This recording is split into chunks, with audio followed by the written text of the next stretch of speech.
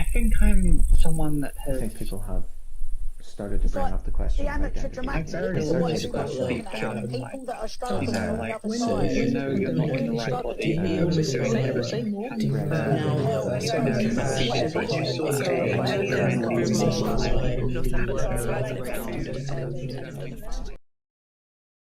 I think I'm someone that I has. think people have started to bring up the question The of amateur identity. dramatic, what everyone's talking about, people that are struggling on the other side. You know you're not in the Really right body.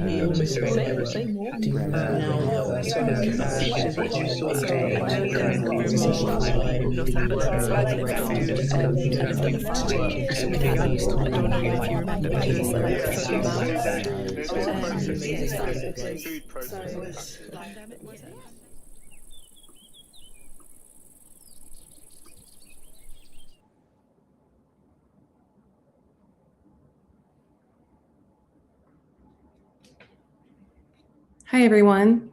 Thank you so much for being here and welcome to the event.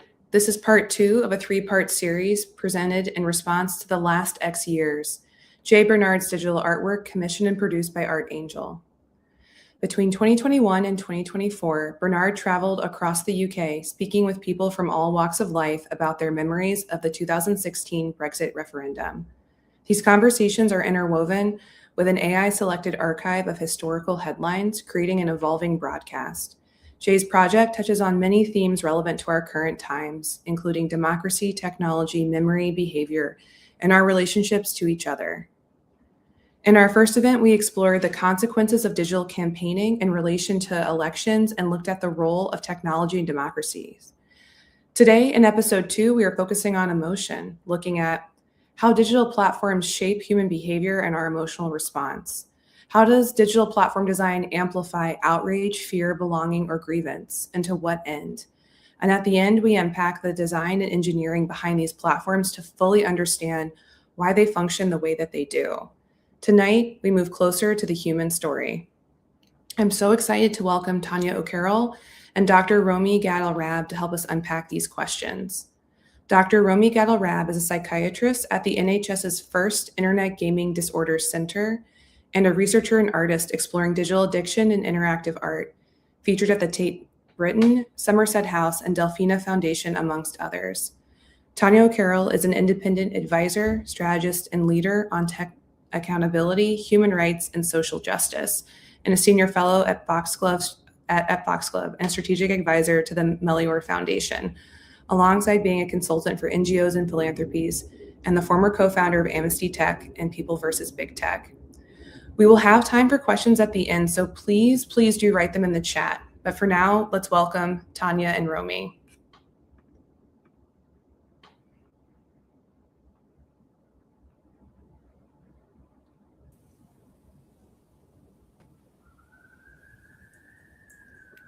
Hi, y'all. Thank you so much for being here. Hello. Thanks for having us. Yeah, thank you for taking the time.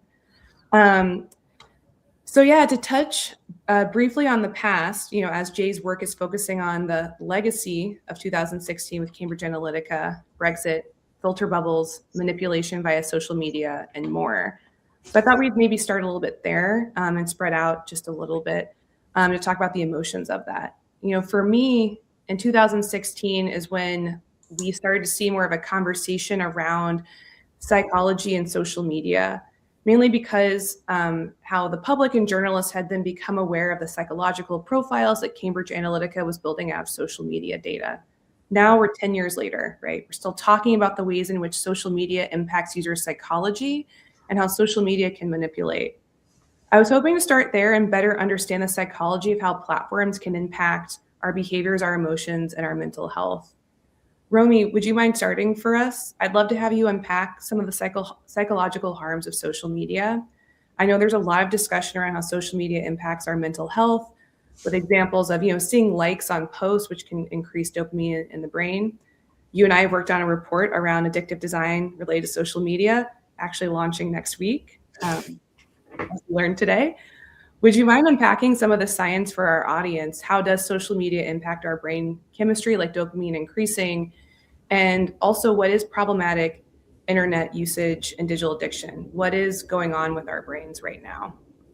of course, quite a lot to unpack there. Could probably take up the whole time, so I won't do that. I guess, you know, social media, phone use, now AI, you know, so you start that conversation, made me think about that. If we're thinking about profiling, is so ubiquitous that, of course, I'm biased, but I almost, you know, there's almost no one I speak to that doesn't have some sort of feeling about how their experiences with technology or social media are impacting them in some way. I think there is a lot of discussion about digital addiction, a lot of people saying they've got social media addiction. It gets a lot of media attention.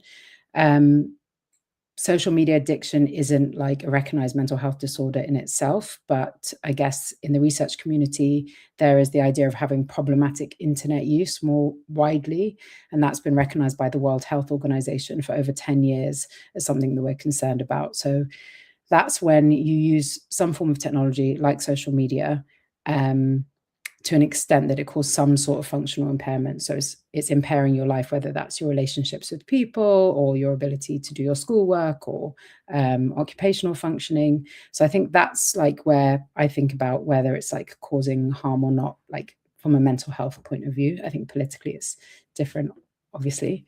And I think lots of people talk about they go on social media and they get dopamine. I think, again, it's a bit more of a complicated picture. I think, yes, you can have changes in dopamine, but it's more that the kind of reward pathways get altered when we keep using things like social media.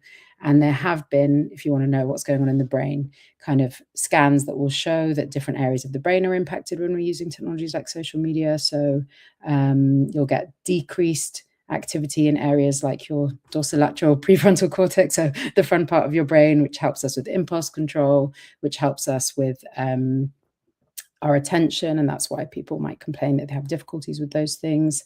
Also get increased activity in areas like the amygdala, so that's in emotion, for example. So when we're using lots of technology, social media, we can find it harder to regulate our emotions, or sometimes we're even using the technology to regulate our emotions.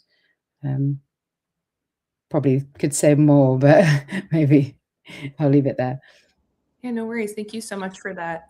I think one of the just really brief follow-up questions I have is, you know, as you and I have seen in some of our work, and Tanya, I think you've seen this as well in your work, the conversation around digital addiction is becoming a much larger conversation and a much more urgent one, you know, as we see that there's going to be forthcoming regulation from the EU with the Digital Fairness Act. And one of the things I think that'd be a little great to unpack for our audience is perhaps like just a bit more. This is something you've touched on a little bit in our paper, which people can read soon, but that there are many steps to something being recognized as like correct me if I'm wrong in this phrasing, like a psychological phenomenon, right? Like it has to go through a lot of testing that also then involves thinking of, would it be like diagnostic care related to that? But yeah, would you mind unpacking that like a little bit for the audience too? Yeah, of course. I mean, I think rightly so in some ways, because we don't want to medicalize everything, you know, and as soon as we put a medical label on things, like my worry about that is it often then comes back down to the individual. Like, you have a problem, you have an addiction, you need to get help, rather than thinking about the kind of like wider societal, political kind of context that's happening in. So obviously, if we think about something becoming like a recognized mental health disorder, of course, we need research to understand that. We need validated tools. How do we pick up if someone really has that disorder? And then if we are going to make it a medical condition, then what are we going to do about it? Do we have any treatment pathways for people? I think, you know, people we were interviewing, Caroline, were rightly saying, you know, well, there are people potentially living right now with some form of social media addiction, but there aren't really places, certainly in the UK, where they can get help and not on the NHS. You know, I work primarily with gaming disorder, and that's an interesting one because the research was coming out earlier where there was a clear impact on people's lives from gaming. People were dying in internet cafes, you know, in other countries. And so that had to be taken really seriously. The World Health Organization thought, well, we have to do something about this. And that's how it, you know, got recognized as kind of a diagnosable mental health disorder. And we've developed kind of evidence-based treatments to help people with that.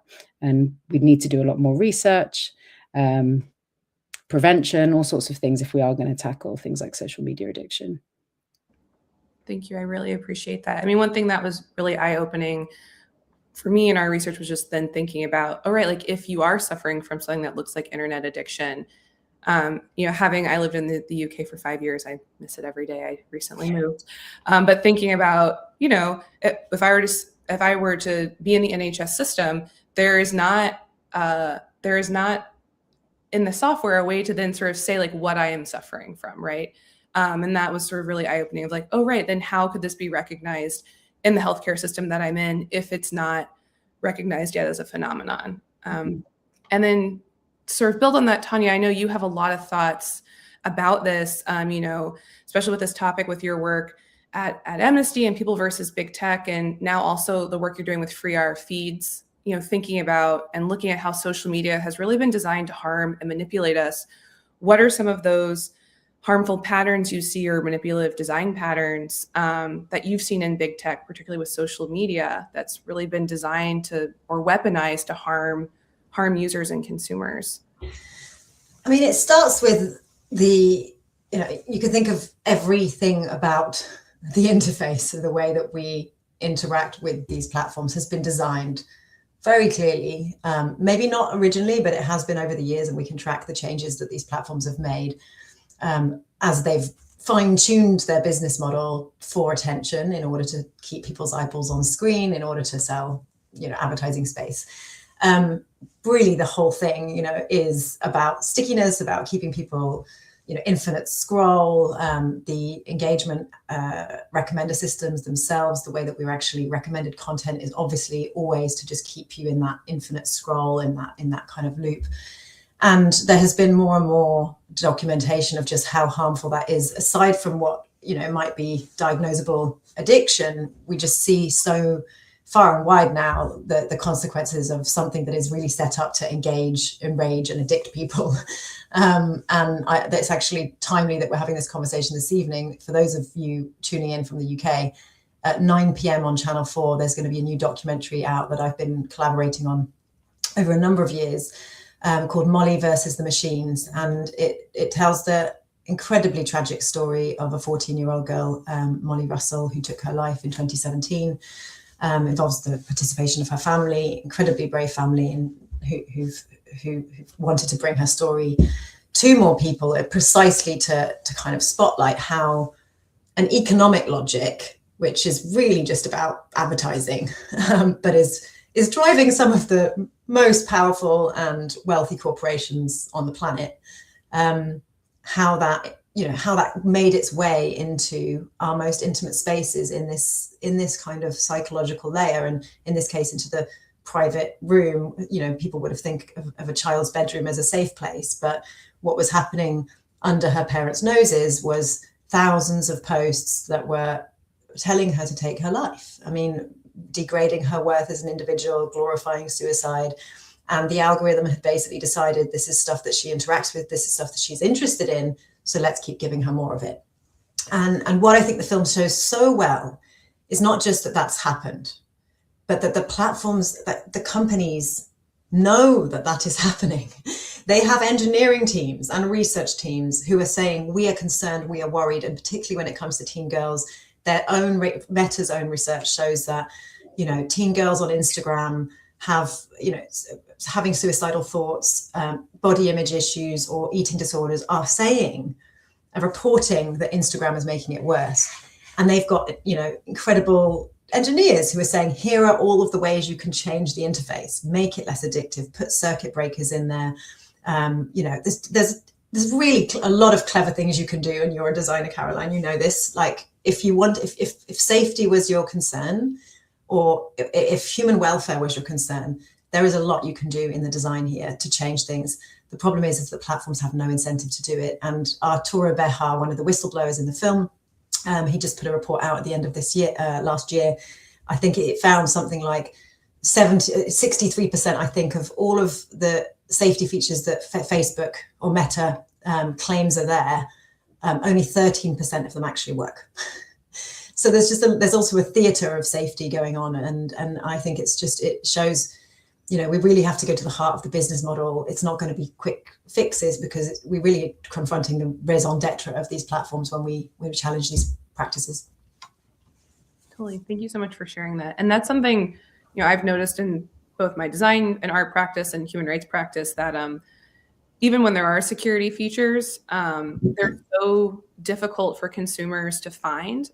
They're not very elevated.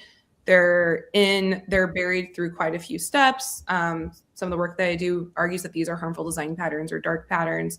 But I really encourage the audience for a second to think about, imagine you're in a moment of prolonged panic. That's what it can feel like, right? When you're facing digital violence or online harassment, and then having to sort of go through the steps, right, of trying to find these safety tools, there's an additional cognitive burden of being in a space of panic. And so if a safety tool is really hard to access, then it may as well not even exist, right, for a user. I mean, strongly agree with that. And I would go, what I think is even one step more egregious is that in some cases, these safety tools, for example, this is one that he gives, is just, you can say, don't show me content like this, show me less content like this. That button does nothing. The algorithm, and he's coming from inside Meta, and he's saying, yeah, that is fast. It doesn't actually train the algorithm. And we've got reported cases, tons of cases of people who've repeatedly said, please stop showing me stuff like this. It's really affecting my mental health. And they continue to see it because the platform overrides their choice.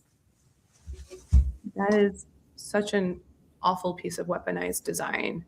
And also, thank you for sharing that. I was one of those people that thought that might have done something, because as a designer, to me, that type of feedback, one would assume it feels like you would be training an algorithm, or at least flagging, like throwing up a flag to the platform that, like, yes, this type of content, however you're inferring it, the creator, the focus, whatever, is not what I want to see. And that is what users would assume. Yes. A flag. There's a theater here. There's a kind of performative safety that I think we're seeing from these platforms that isn't just, it's not convenient for them to actually have people have that agency, because they want to give people what they look at, not what they would like to look at. So if you end up looking at content against your own best interests, they're going to keep serving it to you. Totally. And yeah, thank you so much for that. And sort of building on that, one of my other questions is, as you've touched on, Tanya, that children are being, negatively impacted by social media. I'm sure you've seen in your research as well that there are some positive uses, but also there is this negative impact that's happening. And Romy, you have also worked with adolescents at the Internet Gaming Clinic. I was curious, what are y'all seeing in terms of solutions in this space? And I know we're all aware on this panel that some of the solutions, in heavy quotes, are things we should be perhaps weary of. There's conversations of social media bans coming into effect. Does that work? Like, what are the harms and positives of some of these proposed solutions? And also, I'd love to go a step further and get y'all's thoughts, like what solutions could and should be made around protecting children and technology that wouldn't perhaps impede upon their privacy or limit freedom of expression. I don't know, Tanya, if you'd like to kick us.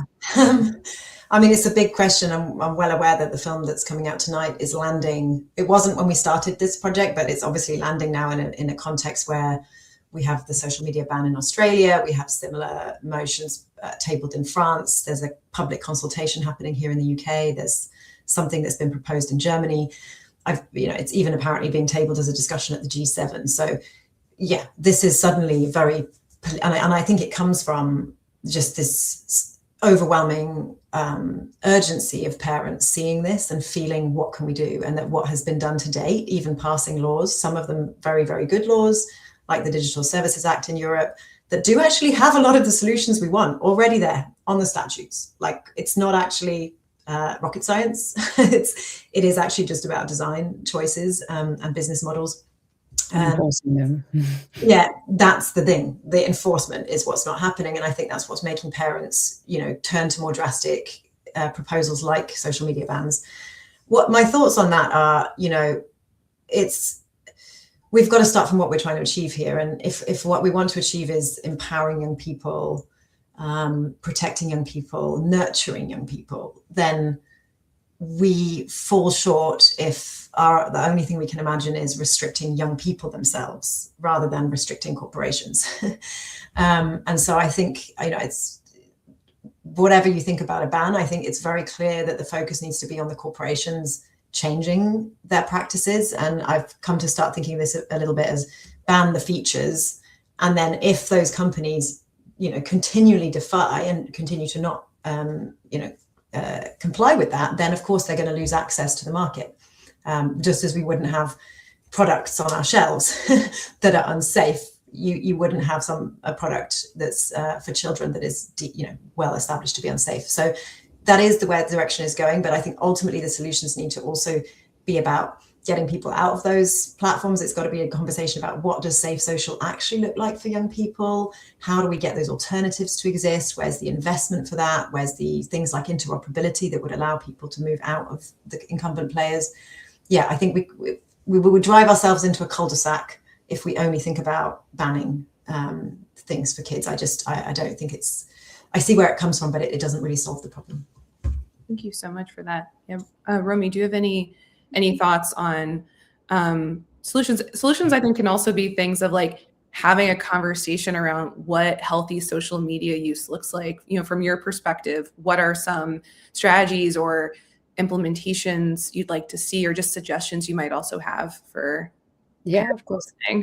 I mean, first of all, I agree with everything you say, Tanya, and I think we can also look where there has been other bans. So, for example, like certain countries like China, for example, brought in bans around gaming in particular, and I think there really were mixed results, that for some people they were gaming less, but for those that gaming was a problem, I believe they continue to have a problem. And actually the impacts on mental health, again, were like not really that clear. So I kind of agree that like banning isn't always the answer. And also, like you just said, if we are banning things from the young people, it's often young people, particularly vulnerable groups, that actually need that internet access. While also those vulnerable groups sometimes can be vulnerable to exploitation online and all those things. So it does become like a lot more nuanced than just banning something outright. So I agree with you in terms of like features, particularly. I think, yeah, whenever something is becoming problematic, there is something around like maybe like it becoming a public health concern and thinking about what does that mean, how we promote better use. Again, I don't want it to just be on the individual, but yeah, what could prevention look like? What is better media literacy? I know that one's like a little bit obvious. And like I said before, maybe things that are wider than this, more societal, like we know the impacts of closing down youth centres, like what are the alternatives to just being online, that as an example. So, if we're working with people that have difficulties with gaming in particular, of course, we're working one-to-one, we're doing therapy, we're doing group therapies, we're encouraging connection, we're trying to find meaningful alternatives, but we're also thinking about the underlying reasons people are going to these platforms or are gaming to such an excess. Actually, is there things within the family that we need to help with? What's going on at school? Is there bullying? Is there neurodiversity? Young people have more vulnerable brains that are have less kind of impulse control, shall we say, and are still developing. So I think it is a group we need to be mindful of, that we do need to protect. But how do we do that? It's a good question. Thank you so much for that. One thing I'd love to sort of start to touch on is thinking about building alternatives. And Tanya, you've been doing some amazing work in supporting building out alternatives to our current technology paradigm to try to avoid some of those harms we've seen over these past few decades in big tech. I was wondering if you wouldn't mind explaining to our audience a little bit about Free Our Feeds and its work. Like, what is it? How can people get involved? And I was also wondering if you could dive a little bit into the protocol. What does it do, and what's great about it, and how is it currently being used? Does it help us also get out of some of these more regular and harmful social media platforms in your mind? Yeah, great question. It's my favorite topic. I think in the last few years, well, longer than a few years now, working on the questions around big tech, and they are so thorny and they're so connected to so many of the other big questions of our time that it's been really a breath of fresh air for me to have been focusing so much more on alternatives.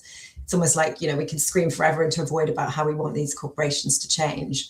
But I have increasingly come to the conclusion that even with the best regulation in the world, even with, real enforcement actions, what often happens is, you know, a fine gets slapped on, and compared to the astronomical profits that are being made, these fines are just not a deterrence. And so, yeah, I've come to believe really it's about how do we jailbreak people from these major platforms? How do we open up a new kind of imaginary about what an alternative marketplace for social experiences would look like, and bringing much more kind of creativity and innovation and kind of public interest back into that. So a bit of the early promise of the internet that didn't last so long. So Free Our Feeds is really trying to channel that kind of spirit of how do we rewild the internet. It emerged very much in the context of Elon Musk buying Twitter, and you know, I think everybody saw collectively at the same time what many of us had already predicted, which is what happens when a public space like Twitter, which is not a public space, it's a corporation, but it serves a public space. And what happens when it can just be bought by a billionaire who decides to completely hijack it and use it for their own personal gain? And people just literally seeing the communities that they've invested in over, you know, years and years, suddenly finding that they have no algorithmic reach overnight, and all the things we know have happened. So the question with Free Our Feeds was, how do we prevent social media from being hijacked by a billionaire? And I took a lot of inspiration, along with several other collaborators, from Blue Sky at the time. Many people will have heard of Blue Sky. I think it got a lot of attention at the time for people going, oh, we hate Elon Musk, let's jump onto the like good Twitter, which is Blue Sky. Maybe some people called it left-wing Twitter. That was not what interested me about it. And, you know, those kind of hype cycles, they come and they go, but that's not the thing that's going to save us. What was interesting is that it's built on an open protocol called the AT protocol, which is decentralized. Now, everybody here knows what a decentralized protocol is, whether they know it or not, because the internet is a decentralized protocol, and is based on that same architecture of decentralized protocols. So really what AT protocol does for social media is what we already experience, in the fact that anybody can create a website, anybody can create an email client, anybody can create anything on the open web. And AT Proto allows people to do the same within social media. And the crucial piece being that once you've created something new on App Proto, it can talk to the people at Blue Sky, and it can talk to any of the other apps or services that exist on the network. And you basically don't get trapped inside a walled garden. You can never be trapped again. My content on Blue Sky can interoperate with the content on another app that's been created on the network called Black Sky, and another app that we've just created called Eurosky, which is trying to put a lot of this infrastructure on European servers and build basically the whole stack of social media in a public interest way. So content moderation, not by Meta, not even by Blue Sky, but by a organization here in Europe, that any of the apps on the network could just license. So it starts to open up a completely new way that you could think about what social media is. Users would never be locked in again. If you don't like something, you can just move. You take your audience with you, you take your data with you. And moving doesn't mean closing down your account. Your account is just there sort of forever, and it can speak to different apps and services. So I believe that we're about to have a kind of flourishing of a new kind of imaginary of open social web. It depends on several factors, and investment being one of them, but it feels like a lot of exciting stuff is happening right now. I love that. Thank you. And I think that's a perfect transition into like the next part of our panel. So I'd love us to spend like a little bit of time together ideating and sort of imagining new future imaginaries of this better tech. Tanya, you gave us some really great examples already. And, you know, what I would love to think about is, you know, how do we get out of where we are? Tanya, you've mentioned some inspiring examples. Maybe we can talk about a few more in a second. And also, how can we make social media to not constrain us, to not harm us, to, you know, avoid our data being misused by companies like Cambridge Analytica and Meta? Is it possible to avoid misinformation, right, that's been used to fuel political separation and campaigns like Brexit? So I think in that mind, I'm curious, like, Tanya, you've thought about this a lot, and Romy, you are also a designer and artist on top of being a psychiatrist. To improve social media, what would y'all like to see? Like, how can we make a social media that allows us to engage with people and be pro-democracy in a way that doesn't manipulate us? Or is that a little too tall of an order? But yeah, maybe we can think about that together and ideate and speculate. I mean, I think, Tanya, you were giving some good examples already. I think giving more control to people, but I guess people have to think about it politically in the first place and understand what's going on. I don't know, Tanya, if you want to start off again. Sorry, you can already tell, can't you, that I'm like the one that's going to ramble on about. That's okay. That's good. Good. That seems to be what I'm passionate. I mean, I'm very passionate about this at the moment because it's finally something to be hopeful about in the world rather than incredibly depressed. Yeah, I think my short answer is, we're conditioned into thinking about social media as a handful of companies, right? And we think of them as just one app, Instagram, and then TikTok. This thing I just described blows that open. So there's no more walled gardens. There's no more, you join an app and that's the only way you connect with your friends inside that app. It's gone. Right. In that world, we don't have to imagine one kind of social media anymore. We don't have to imagine the single app that comes along, the killer app, the app that, an app is only useful and only survives if a critical mass of people join it. And that is why we've had basically no innovation in the social market. I mean, TikTok was one emergent player, but really there's been very little movement in social because it's a captured, monopolized market. What we can start to do is say the future is all kinds of social experiences. And not only is it really just the sky's the limit, because once you've got an open network, at the moment, there are already 42 million users on this open network, which means anyone who decides to build an app tomorrow, maybe I've got an interest in a new kind of news discovery that is trying to solve what I would like, because I don't get, I find it's just so everything everywhere all at once. It's very hard to get information now.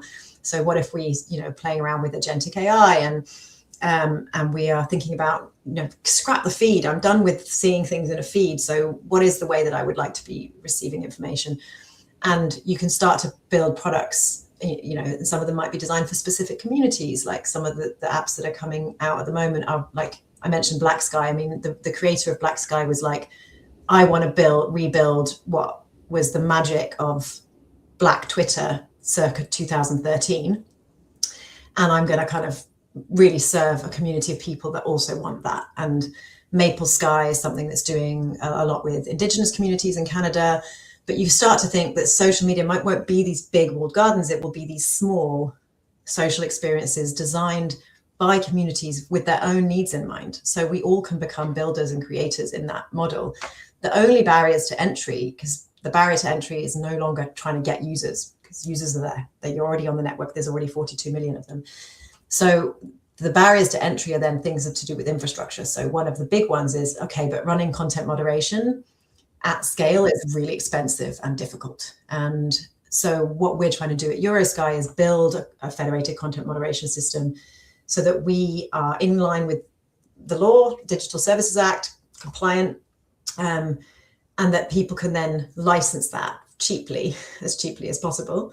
And then they don't have to think about the compliance costs. They can just think about their user community. And if they want to make tweaks to our content moderation and make it for example, Rudy at Black Sky is really focused on a moderation service that is anti-racist. And, he's become the gold standard of anti-racist content moderation system, and people can license that. So, you start to see that social media is not one thing, it's compostable, and we can assemble the different parts. And I think, the answer is partly like, the sky's the limit. What do you want to create? Right. I love that. I mean, Romy, one thing, we've thought about is just the ability to like turn off and on certain features that have been through an extensive literature review we've done, like design that potentially facilitates addiction. So, choosing to turn off things like the amount of comments or responses, or choosing to turn off endless scroll inversion of pagination, or like having a better system, like a better way of like actually setting time limits that you can't very easily override. Or one thing I've thought about is just like wouldn't it be so interesting to be on a platform that really encourages ephemerality, which is kind of the opposite of social media. And I mean, I say this as a artist who also is a photographer and loves to archive things, but I'm like, well, what if the whole point was it will disappear? But also then there were safe content moderation, because sometimes with ephemeral apps, it's where harm occurs. But, or just the idea that you could design anything on top of a system you're already using feels really great. I mean, I wish that that's something that was more reflective, or like, yeah, a system where there's just no ads. What a concept. Yeah, I think what I should have said earlier was actually if we removed advertising somehow, then all of this probably would go away, because that's kind of the root of it all. I mean, I think, yeah, you touched on this before, is it's quite easy for them to just give us more controls to be able to turn on and off features, but they make it so complicated, or they don't do it at all, and that's a problem. And Caroline, we were talking about this earlier. I actually only learned this week, interestingly, that the endless scroll, for example, which is something I'm always concerned about, was potentially designed. I met someone recently who was part of that design team and told me it was designed as a mental health intervention, because for some people, they really felt that when they opened something like Twitter, they had to like definitely read every single thing until they got to the end. And they wanted people to have a page that was just more free floating, so they never felt that they had to complete it. But now what we have is a bit like you were saying, Tanya, once they actually see the metrics keep people on there longer, it's like, actually, let's definitely keep this endless scroll. Because I loved it when I used to be on Instagram and be like, you're done now, you know. And yeah, totally. And I think there is something about like friction in design that we do need to bring back. We do need products to be good. I mean, the problem is when you build a product that has too much friction in it, people don't want to use it. And so that's not the only option, but there has to be pauses for people. If we're saying the technology makes it that it impacts our brain functioning in a way that we can tunnel and go into like flow states, and they make it hard for us to know what time it is, so we just continue. I think we do need to bring some of those back. I think we need to really, they really shouldn't be able to use like gambling mechanics in things like social media platforms. I do think those shouldn't be allowed. I mean, I would just add to that, it's not a requirement for a company to make more money than oil companies. It's not a requirement for an app to be that profitable. I mean, the only reason we have that requirement is because of very specific set of strange incentives that have existed at this particular moment in history, funded by VC capital, that have created these kind of 10x and giant ROI expectations. And in this new world, I don't think that will be the case. I think what you'll have is like more examples of Black Sky with a user base of, let's say, 2 million people that love it. And for them, it's a great app. It doesn't need to be, the entire world. It's 2 million users who love it, and they actually support it through, he has a subscription, mixed subscription model. And it's therefore a nice small business, and I think we want to bring back more of that kind of, lots of companies that can make a profit, but are not necessarily having to capture the entire kind of global market and sell advertising in order to keep up with the VC expectation. And then you free a lot more innovators to build, I think, because you create more modest ambitions for what a successful app needs to be. Totally. And this reminds me of something, a friend of mine, Leah Reich, used to be a user researcher at Slack and then at Instagram. And one of the features she came up with at Instagram was a way for people to collaborate more.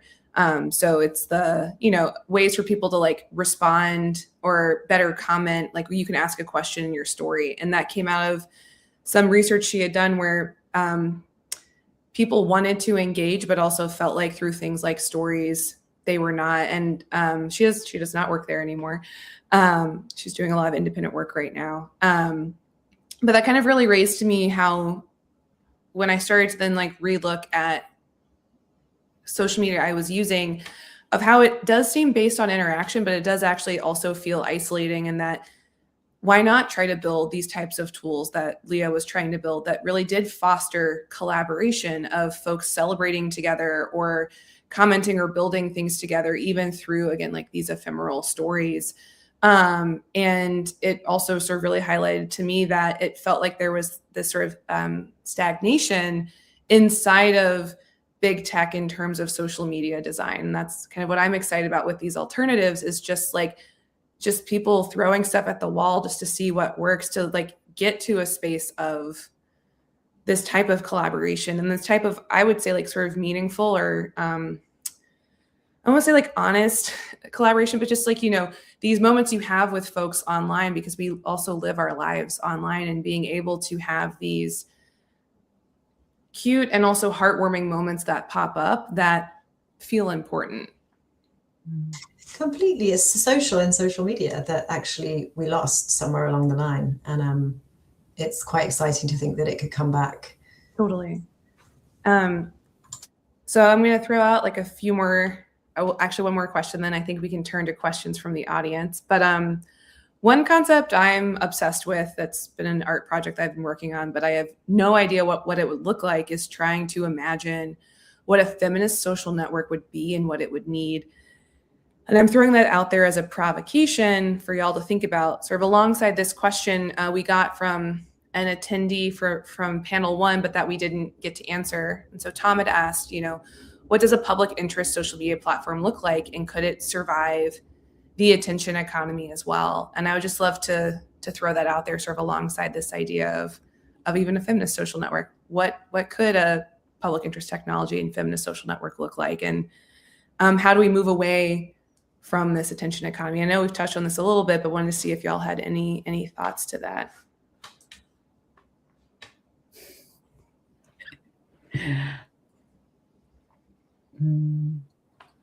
I mean, I know you'd both want to be on the platform that I'm describing, obviously. I mean, yeah, please. I mean, from my side, it's hard to imagine without saying this sort of another version of what I've said, which is just, I think for the first time, we've been in a mindset for 10 years where we only imagine telling big companies what changes we would like them to please make. Please, could you do this for us so that we don't feel so unsafe on your platform, please? And now, for the first time, we get to ask that question. So, you know, what would it look like to ask that question to millions of people around the world, and to then do a co-design process where you, at the end of it, launch an app that people have participated in creating, that is a feminist social media app, that is taking all the things that people love and all the features they wish they had, and in an iterative process of trial and error, you know, launching something into the world. And like, that's what's possible now. And so, you know, I know in a way, like, I have a long list of my personal things I would like to see. And I think that's the exciting thing, is we all do, right? Like, we all have the things that, some things are features we remember that got killed. Some things are features we could imagine. Like, one of my features I'm always talking about is just like, I really like spending time online, but I also really like looking at trees. Can I have an app that allows me to create community with my friends by, we share pictures of trees with each other, you know, at different times of the day? It's like, take a photo out of your window at a tree, and there's like just a tree appreciation society. Now, that's the kind of app that has, in the past, no business model, no prospects, and you've got to get a critical mass of users for it to be worth anything. In this new model, you don't. You just throw it up, and you've got 42 million users already looking at your trees.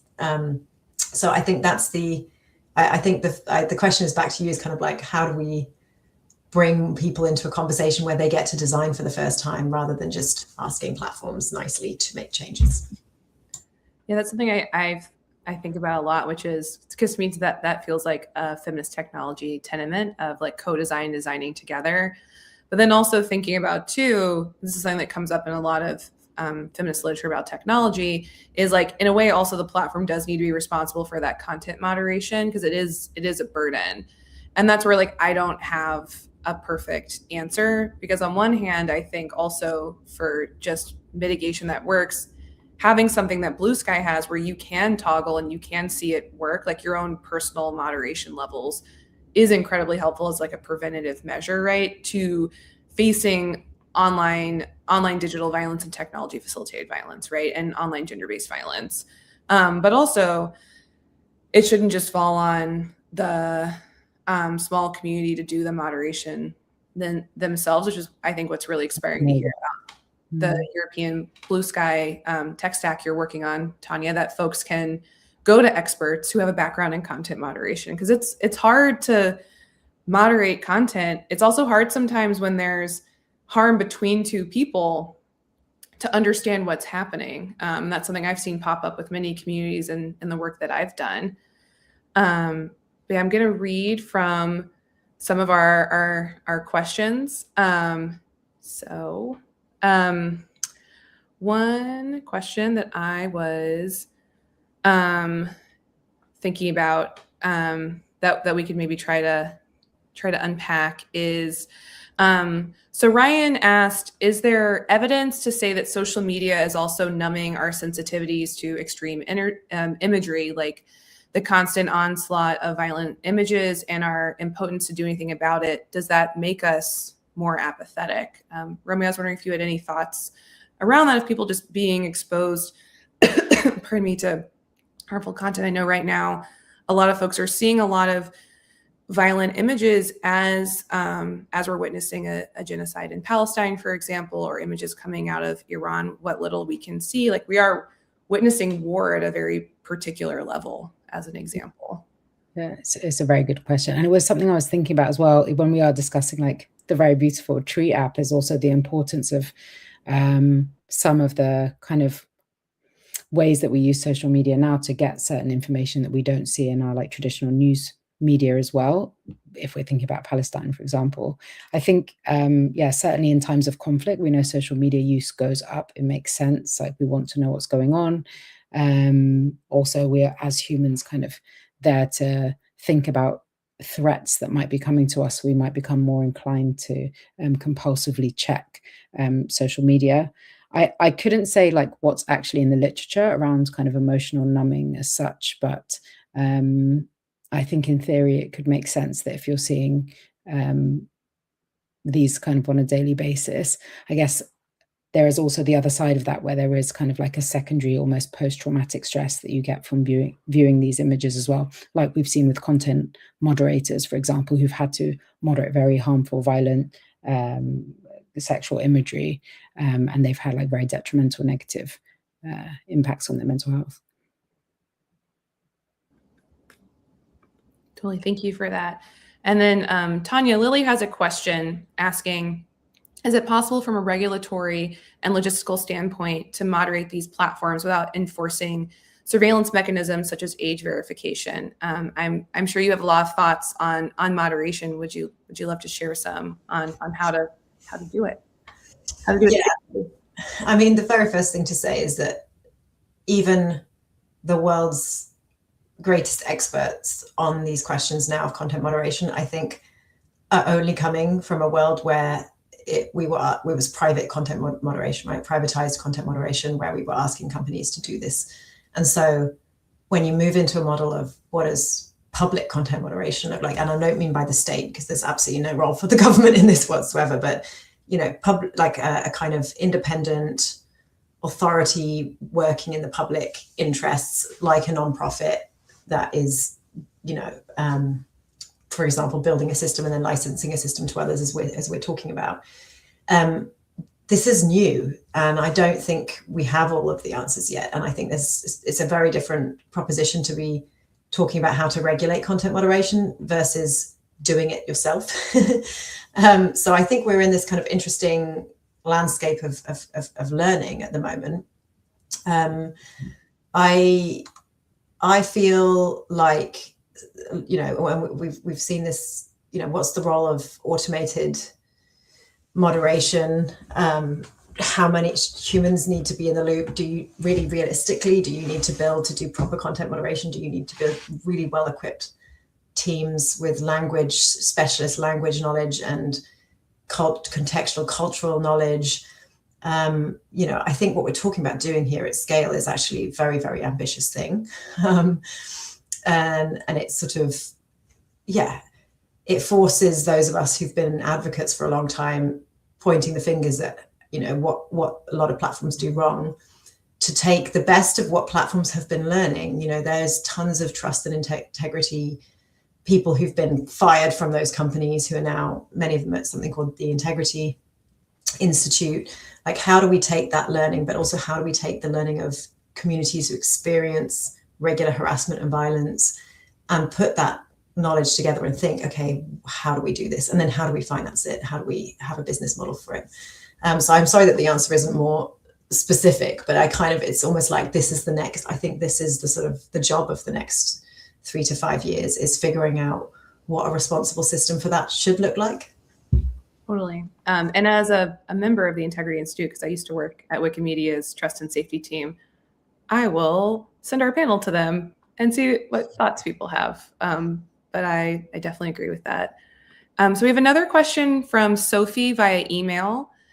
Cambridge Analytica showed how personal data can be weaponized to manipulate emotions and voting behavior. In today's digital landscape, are platforms doing enough to prevent similar exploitation, or has the problem evolved in new ways? It would be great to get both of y'all's thoughts perhaps around that sort of manipulation of emotions. And we can also think, again, outside of the regular platforms we've been mentioning. But yeah, I would love your thoughts. I think like YouTube and TikTok are kind of under looked at in a way in terms, well, not under looked at totally, but are ones where I see a lot of emotional manipulation with sort of the rise of armchair experts posting videos and sort of weighing in around a lot of specific cases that of like different types of things we just sort of see with breaking news online. But I would love y'all's thoughts on this as well. I'm just also thinking about like just the integration of AI with everything now as well. Because I just feel like that's also now what we're seeing, kind of what we're moving towards. And actually, we've already learned a lot of the lessons from social media, but we're kind of seeing them replay again in terms of like not really having the right safeguarding in place. It's also making me think about like, as we sort of outsource things to AI, the like autonomy and yeah, sorry, that's kind of gone a little bit off topic maybe from kind of weaponizing us, but I feel like keep going, go for it. Yeah, it's just making me think about like accountability, and I think that the platforms and now the kind of maybe the interactions we're having with AI are still moving us in those same directions, unfortunately, and we're not sort of learning the lessons that we've already seen. Like you said, you know, Cambridge Analytica was almost 10 years ago. And then if we were going to your earlier example as well around kind of mental health and thinking about content online, whether that's like pro-anorexia content, for example, like I still don't see the like needle moving so much in a lot of the platforms, and maybe some of the examples you've given as future alternatives could solve that. Yeah, I mean, I would agree with that. I think it's just supercharged, isn't it, in the context of AI? Actually, no regulation. The truth is there was a big scandal. Cambridge Analytica was a huge scandal, but what happened legally since, and are those same practices actually criminally sanctioned?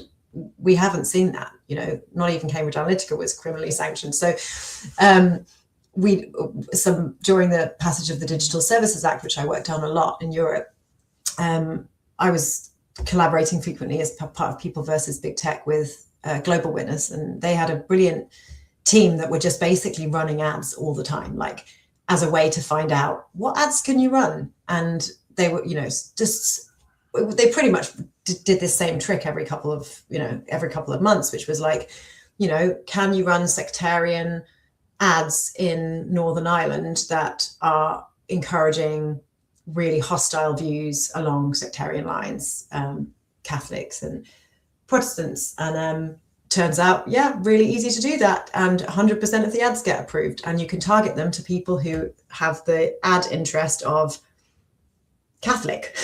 So, and I know that Facebook, partly because of pressure, did change some of those ad categories to make so that, for example, you can't have a religious group up there now, but it's very easy to create the proxies for you just you look for top Catholic magazines, for example, or other things that might subscribe to act as a proxy for people who are Catholic, and then you can target crazy ads at them. And they did this over and over again in Ethiopia. They did this. They were able to. And by the way, none of the ads were ever placed. To be clear, they got them through approval, and then of course got them down. The dates were set for like publishing 1 month away or whatever. But the point being is that Meta just has very little restrictions, and I think that remains the case now. And all we've got now is that you've got generative AI helping people create automated slop, so you can run those ads super cheaply. It's just doesn't cost you anything to create really incendiary images, run them as ads, and it's also hidden from view because no one except the person receiving it is going to know. I was involved in litigation against Meta last year, challenging this whole advertising targeting system, and I was able to, working with a researcher, we were actually able to just use targeting categories to actually, I saw in my own feed, ad targeted to Tanya. I mean, you can get hyper specific, and Meta had said, no, we couldn't possibly let you target that hyper locally. And so we were thinking, well, there's no way in a city as big as London, we're going to get an ad to me. But it took us like a handful of categories and we were able to get an ad placed at me. And that's because you can target to under 100 people. So these are highly sophisticated systems that can be used in that way. And that continues to go on with absolute impunity right now. And the data that we give it now is even more than they were ever collecting. If we think about how much like deep personal information we're giving when we're having conversations, and that the number one use of kind of a lot of the AI platforms are for therapy or companionship. So I think that's something that worries me, how that, if we don't control who has access to that data and how they're using it and who they're selling it to, I think that will have even dire consequences that we've already seen. Totally. So, And doom and gloom, end on doom and gloom. no, it's okay, because we have time for one more question. But one thing I just sort of wanted to say too is, as y'all were speaking, this reminds me of something that the researcher Whitney Phillips wrote about in terms of mis and disinformation, called deep mimetic frameworks, which are frames that people have that they sort of build their beliefs around. And it's how someone can fall for misinformation, let's say related to QAnon, because it's pulling on a belief that they have. And I feel like a lot of AI slop is also doing that. One, it's getting generated, or the output is a higher fidelity, so it can look more real. And then two, it's playing upon something that people also want to believe, and that is like lowering our threshold for digital literacy. And I also feel in a way that that's similar to chatbots that are sort of run by LLMs. They're speaking in a way with such authority, also mimicking casual language, that it can feel more real, and it's lowering in a way our ability to be able to sort of decipher if it's real or not when it is just generated, so it's not necessarily real. But my last question for y'all is one that I wrote to close us out, which is Tanya and Romy, what is one of your favorite memories of the internet, so we can end on a slightly positive note, if you have one? The thing I thought about is something I hated at the time, but now I have like a fond memory for, which was actually like dial-up internet, like sitting in one place with the complete anticipation of it finally connecting after like 75 tries, and then who might be waiting for me on ICQ to chat to. So I was thinking about that, kind of being intentional, slowing down, and actually like knowing when I want to go on the internet, not just suddenly being on it mindlessly. Right. And not having that chat available on mobile, that you had to like log on to the home computer, right? Yeah. I miss the home computer. Yeah. Tanya, what is one of your favorite memories of the internet? I didn't have one of, actually, I missed this question, so I'm thinking on the spot. Like, I agree with that totally, by the way. That's such a good memory, the kind of like the anticipation of the like, I'm going on, yeah. And I love that idea of what can we remember from analog or early internet that can be kind of brought back into the aesthetics that we want to create now. But I guess I would say the feeling that I had when I began my career in sort of 2009, I was in Honduras, and I truly felt this feeling like the cameras everywhere, people having a phone. And in this case, it was like the power that, you know, there was a military coup and people were really resisting incredibly oppressive regime. And the feeling of just the phone as like the thing that has just like surveillance, the idea that we were flipping the switch and we were surveilling from below. And I obviously it feels like almost, it just feels so tragically far away from where we are now, given everything that happened since. But I still truly believe that like some of that democratizing power, it got locked down because of these monopolies that came along, but actually it's still there. The potential of it is still there. And yeah, I just, that feeling of like activism and people being able to create and resist and hold power to account because of having a simple smartphone in their pocket. I love that. Thank you. I'm going to share mine really quickly before I close us out. But that kind of builds on what I miss is I miss the pre-platformization of the internet where like blogs, like different blog rings that people could design and update their own content. And just that feeling of, I think, so many different people being able to sort of create their point of view and in a way that reflected their personality. So I think similar to what you're saying, Tanya, this ability for us to have our own power to make our own media, to document the ways that we're seeing it, and then not have it be immediately shuffled into Instagram, right? Or into another space, but being able to just go from a different website to a different website to sort of see this content is what I miss. Hyper-local communities that connect around these things and about interest and discovering random shit that you're like, oh, I discovered a thing. I discovered a person who writes something I like. Whereas discovery is actually completely gone. Like, that's the thing I miss. Like, it's one of the things I'm most interested in trying to solve with a new app is like, how can we bring serendipity of discovery again, where you stumble across stuff? Because yeah, we don't get that with the algorithmic feeds. I miss that as well so much. And actually one of our panelists from panel 1, Carrie Paul, wrote about that early web and Stumble Upon RIP, but that sort of that missing discovery. So Tanya, let us know how that goes, or if we can be involved helping bringing back discovery. I would love to be involved. That's something I feel very passionate about. And I think that could be a very positive use of the web. Yeah. But thank you so much, Tanya and Romy. And for our listeners, if you enjoyed this conversation, please head to Jay Bernard's artwork at tlxy.io to see the work that inspired these talks. And please come back, and we'll see you on March 9th when we host the last in this 3-part series for Art Angel, looking at the future of these platforms in relation to regulation and policy. Thank you to Jay Bernard for inspiring this series of conversations with the last X years. Thank you so much to Art Angel and Tank TV. This series is presented by Art Angel in partnership with Tank TV. Art Angel is generously supported by the Arts Council England and by the private patronage of the Art Angel International Circle, Guardian Angels, Special Angels, and the Company of Angels. And thank you once again to our 2 speakers and panelists, Tanya and Romy. Thank you so much. Thank you, Caroline. Caroline, thank you, everybody.